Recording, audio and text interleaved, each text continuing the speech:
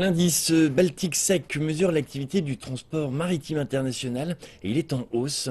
Il a augmenté de 724 points lundi après une chute historique. Mais cette hausse intervient un peu tard pour sauver certaines entreprises de transport.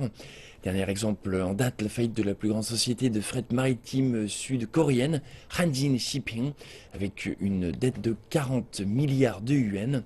Et elle ne serait pas la seule à souffrir de cette dépression que connaît le secteur actuellement. De nombreuses sociétés de transport maritime souffrent de graves déficits un peu partout dans le monde. En cause, la chute brutale de la demande en chargement. China Ocean Shipping Group a par exemple perdu 7,2 milliards de yuan au premier semestre 2016, et ce, malgré sa fusion avec China Shipping Container Lines au mois de février. Même les poids lourds de l'industrie, tels que le danois Maersk Line ou l'allemand Hapag-Lloyd, sont dans le rouge. Et l'indice IBS a beau être en hausse, les experts confirment que le secteur est en souffrance.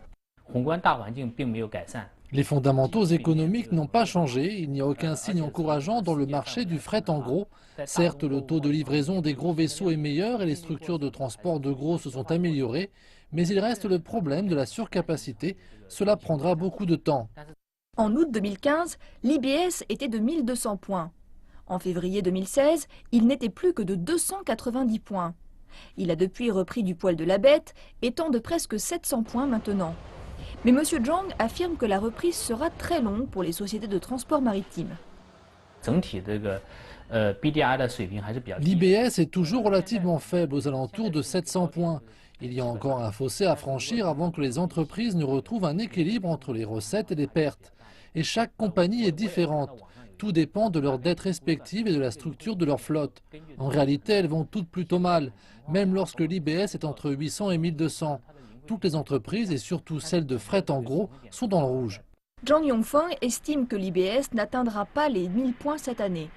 Il prédit même de nouvelles chutes, car l'industrie est toujours moribonde. À la fin du mois d'août, la moyenne de l'indice IBS pour 2016 était de 536 points, soit 200 points de moins que la moyenne de l'an dernier.